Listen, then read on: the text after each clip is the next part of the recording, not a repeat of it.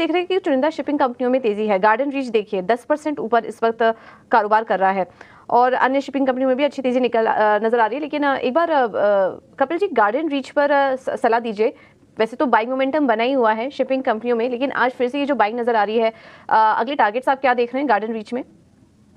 Basically GRSC stock काफी देर से दिखते जा रहे हैं, तो ऑल टाइम हाई की एक सीक्वेंस ही बनी हुई है। स्टॉक प्राइस में काफी अच्छा प्राइस परफॉर्म किया हुआ है। मैं देख रहा हूँ 1200 से लेकर 2300 कुछ ही दिनों में, means less than 1 month around, stock ने इतना मींस 100% ऑफ रिटर्न पोस्ट किया हुआ है। तो नो डाउट काफी सारे ऑसिलेटर्स, काफी कुछ एक्सटेंडेड तो है ही, लेकिन फ्रेश एंट्री के लिए स्टॉक हमें कहाँ ना कहाँ पे एक मौके देता है बीच में। जब भी स्टॉक की जो स्ट्रॉन्ग कैंडल बनती है, उसके मिडिल पॉइंट तक स्टॉक प्राइस रिट्रेस करता है, तो वहां पे एक अच्छा सा फिर से एक री एंट्री का मौका मिलता है। लेकिन थोड़ा सा कूल ऑफ हो जाने के बाद में, जिसके बाद इनकी पोजीशंस होती हैं, तो वो बेशक उसको 2100 के ट्रेलिंग स्टॉप लॉस से होल्ड करें, और ऊपर में स्टॉक प्राइस की जो upside momentum based on the pivot levels हम देख रहे हैं, तो 2480 से 2407 से लेकर 2480 तक की हमें देखने मिल रही है। तो मोमेंटम ऑन है, रिट्रेसमेंट पे बाय करना बनता है, और 2100 का ट्रेलिंग स्टॉप लॉस बैठेगा।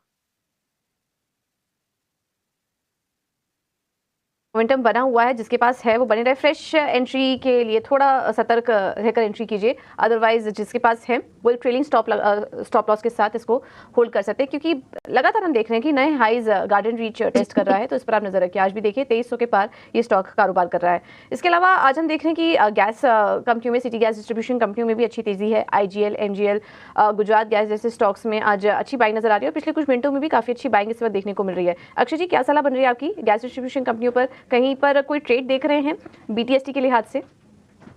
बिल्कुल आपने सही कहा कि गैस डिस्ट्रीब्यूशन कंपनीज में अच्छी खासी मोमेंटम है। आइडियल बीटीएसटी कैंडिडेट बहुत सारे स्टॉक्स दिखेंगे क्योंकि वहां पे मोमेंटम है। बात करूं मैं आईजीएल की, 523 करंट मार्केट प्राइस है, और एक ब्रेकआउट डे ट्रेडिंग में देखने को मिला है 510 के स्तर पे, जो एक बहुत ही पॉजिटिव डेवलपमेंट है और स्पेशली इंपॉर्टेंट है अगर आप मोमेंटम ट्रेडर हो तो बाय करे या बीटीएसटी करे, ये मोमेंटम में आपको कल तक की शायद 535 540 तक दिख सकता है। और अगर शॉर्ट टर्म की भी अगर मोमेंटम राइड करना चाहे तो ओवरऑल पोजिशनल टारगेट 575 तक दिख रहा है। सपोर्ट 510 का है, तो 500 के नीचे स्टॉप लॉस बना के ये बाय ट्रेड आप ले सकते हैं। और एमजीएल की अगर मैं बात करूं, महानगर गैस लिमिटेड, सिमिलर मोमेंटम है। इसमें भी आज सुबह खुलते खुलते 1600 के ऊपर ब्रेकआउट देखने को मिला है। ऑल टाइम हाई पे ट्रेड हो रहा है, तो ये बीटीएसटी कैंडिडेट आइडियल होगा। 1725 का करंट मार्केट है, तो 1715 1725 ये रेंज में अगर आपको आज मिल जाए तो आप बीटीएसटी करें या बाय करें। कल तक शायद 1750 55 तक आपको दिख सकता है। स्टॉप लॉस 1700 के नीचे रहेगा। तो गैस कंपनियों में अच्छी खासी मोमेंटम है और बीटीएसटी के लिहाज से एक अच्छा सेटअप देखने को मिल रहा है।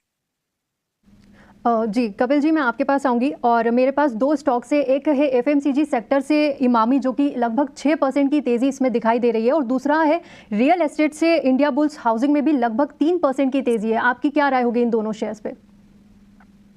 जैसे आपने एफएमसीजी की बात बताई हुई है, तो एफएमसीजी का भी एक मेरा स्ट्रक्चरल अंडरस्टैंडिंग मैं आपके साथ शेयर करना चाहता हूं कि सिंस 2020 से लेके 2024 मींस अभी तक एफएमसीजी सेक्टर्स में कुछ 8 करेक्शन आए हुए हैं। 8 करेक्शन में से एक करेक्शन एक्सेप्शनल था, जहां पे हमें 10% का पेन देखने मिला हुआ था, but rest of the cases हमने देखा हुआ है कि एफएमसीजी का जो डिक्लाइनिंग मोमेंटम आती है वो 5% तक हमें देखने मिलती है, और उसके बाद में वो रिबाउंड होता है। That was the first thing. Second thing, from a data cues perspective, जो जुलाई के जो शुरुआत के 4 से 5 दिन होते हैं, वहां पे हमें हिस्टोरिकली काफी अच्छे देखा हुआ है कि एफएमसीजी के सेक्टर्स में हमें काफी अच्छा मूव आते हुए देखने मिल रहा है, और काफी सारे स्टॉक्स यहाँ से प्राइस में पिक होते हुए देखने मिल रहे हैं। Emami, that has been one of the strongest stock in FMCG space, आज के दिन में ऑलमोस्ट काफी अच्छा मूव ऑलरेडी बन चुका है। तो मैं मोमेंटम को चेस ना करते हुए कोई दूसरे जो स्टॉक है जहां पे हमें कुछ पिकअप दिखने मिल रहे हैं, मैं वहां पे फोकस करूंगा। जैसे कि ज्योति लैबोरेटरीज है, नेस्ले इंडिया है, वहां पे मुझे बॉटम रिवर्सल साइन देखने मिल रही है, रिस्क और रेशियो भी किफायती है, तो वो मेरा यहाँ पे व्यू बनेगा।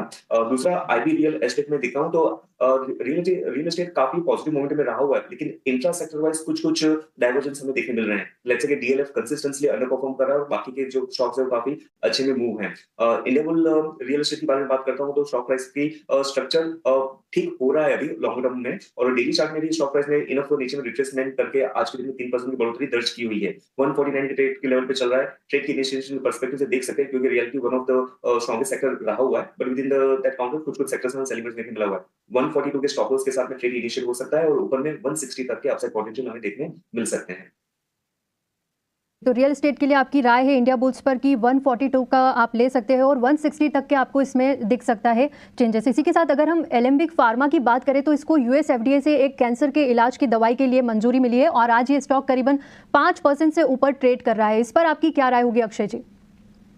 जी बिल्कुल न्यूज़ पॉजिटिव है।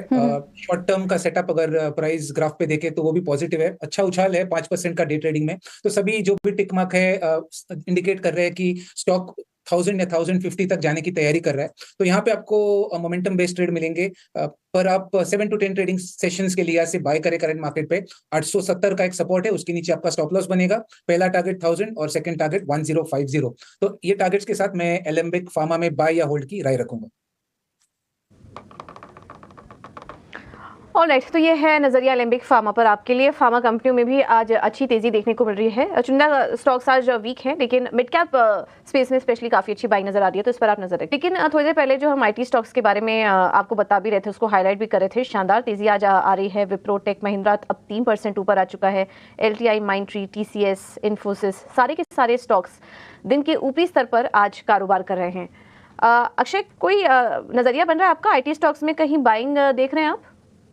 देखिए क्वार्टरली रिजल्ट्स का सीजन है और आईटी पैक हमेशा आप देखें आईटी पैक से ही स्टार्ट होता है रिजल्ट सीजन। और आईटी क्षेत्र ओवरऑल आप देखेंगे गई कुछ ट्रेडिंग सेशन से अच्छा खासा बहुत सारे स्टॉक्स ने बाउंस बैक करा है। तो बहुत सारे नाम आपको मिलेंगे आईटी में, क्योंकि एक मोमेंटम ड्रिवन जो रिकवरी वाली रैली है वो बहुत सारे स्टॉक में देखने को मिल रही है। पर अगर मुझे यहाँ से चुनना है कि ओवरऑल अगर short term momentum driven rally में कौन से स्टॉक में पकड़ो, तो पहला स्टॉक रहेगा HCL टेक, जो एक रेंज कंसोलिडेशन की ब्रेकआउट की तैयारी कर रहा है। 1474 का करंट मार्केट प्राइस है।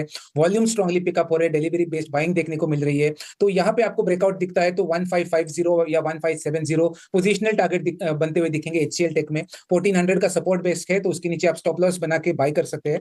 दूसरा ट्रेड अगर आप आईटी क्षेत्र में देखना चाहे तो मैं कहूंगा एम्फेसिस। ये स्टॉक भी हमने आपके पहले शो में रेकमेंड करा हुआ है। आज इसने कंफर्टेबल ब्रेकआउट दिया है 2450 के स्तर पे ब्रेकआउट, एक पॉजिटिव मोमेंटम रिगेन होने की बात है। और ये स्टॉक 2650 2675 ये दो टारगेट जाने की तैयारी में है, तो बाय करें एम्फेसिस। ये मोमेंटम ड्रिवन काउंटर है। स्टॉप लॉस अब बनाइए 2400 के नीचे। तो एम्फेसिस और HCL टेक करंट रेट में आपको आईटी क्षेत्र में बाय करना है, तो ये दो नाम बेहतरीन लग रहे हैं from a short to medium term perspective.